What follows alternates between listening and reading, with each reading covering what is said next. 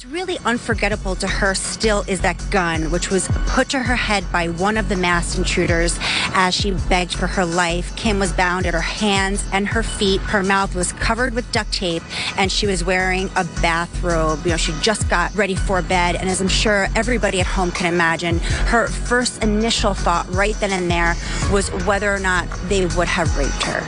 But it would be perfectly understandable to think that Kim would have some degree of post-traumatic stress where she would feel frightened. She may have nightmares. She may be worried to go outside. The other frightening angle to all of this, of course, is the impact that it could have had on Kim's children. I'm told during the robbery, all Kim could keep on saying over and over again is, please, I have kids. Take whatever you want. Please don't kill me. Right now, Kim has been spending a lot of time with North and Saint, just hugging her children extra tight today. Of course, Kanye remains at her side. He's postponed tonight's concert in Philly and another scheduled for Thursday in Detroit. Courtney, how's the family? Is she traumatized? Yeah. Meanwhile, Kim's sister Courtney returned from Paris, landing at LAX yesterday. Come on, guys. Courtney was mobbed by paparazzi, and a security team struggled to help her make her way through the airport. Chloe also stepped out in LA and was asked about the attack. Chloe, have you talked to Kim? Chloe, who had a bodyguard with her, ignored the question. As for the investigation, our source tells us the family is convinced the robbery was an inside job. The window of opportunity was incredibly small. There were only 2 5-hour blocks of time Kim was alone.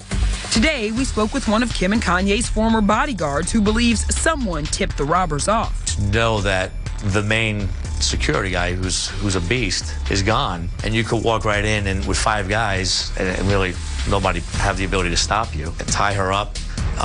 They know where the jewelry is, and then they leave on a bike and dressed as cops, nobody says anything. It's either somebody that works for them or that works for the hotel that's privy to their itinerary.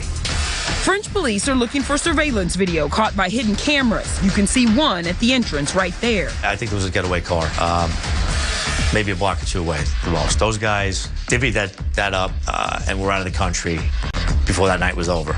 The next question is what happened to the $11.2 million in stolen jewels? About 10 pieces were taken, and that could include the gold necklaces and rings Kim wore that were designed by Kanye. But the biggest loss is that giant 20-carat diamond engagement ring. These diamonds would be almost impossible to sell because of the size and the rarity and the quality. I mean, diamonds of this quality are laser inscribed.